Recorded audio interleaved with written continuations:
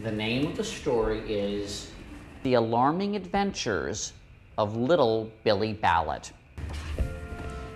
More than 200 years ago, on a dilly of a day, little Billy Ballot was born. At first, everyone loved Billy and treated him with respect. But as Billy reached adolescence, things began to get awkward. Bullies started harassing Billy.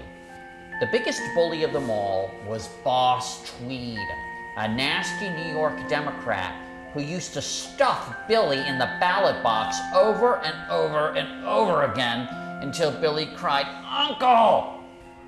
Sick to death of seeing their poor son beaten up on election day, Billy's parents finally spoke up. From now on, he'd be Secret Billy Ballot, and voters would only be allowed to use Billy one at a time in the privacy of a voting booth. But secrecy didn't solve the problem either. Billy drifted down to Texas. That's where he met LBJ, who actually paid people to cast Billy ballots his way. LBJ apparently didn't pay people enough because he still came up short on election night in 1948. But his honchos took a 7 and turned it into a 9 on the voting tallies. And presto, LBJ was elected. Needless to say, Billy was pretty fed up at this point and decided to retire down in Florida, where nobody messes with elections. Tanned, rested, and sporting a new look, a butterfly, which his Nana could never understand, he was raring to go on election night 2000. Then, a nightmare unfolded.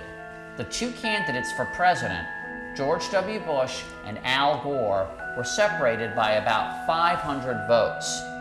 This time, the Republicans were determined not to be out-Billy balloted by the Democrats. For 37 days, Billy was poked, prodded, and asked very personal questions about how his Chad was hanging or not hanging, and whether he intended it to hang that way. It was really embarrassing. Luckily for Billy, but not for the voters of Florida, a very ambitious lady named Katherine Harris was in charge of the Florida election. She tried her darndest to stop all the counting. Lots of lawyers got involved, even the Supreme Court weighed in, and they declared, "You, Billy Ballot, are a mess and a disgrace to this country. You're the reason this election's turned into a disaster." And who could argue with them? They're the Supreme Court.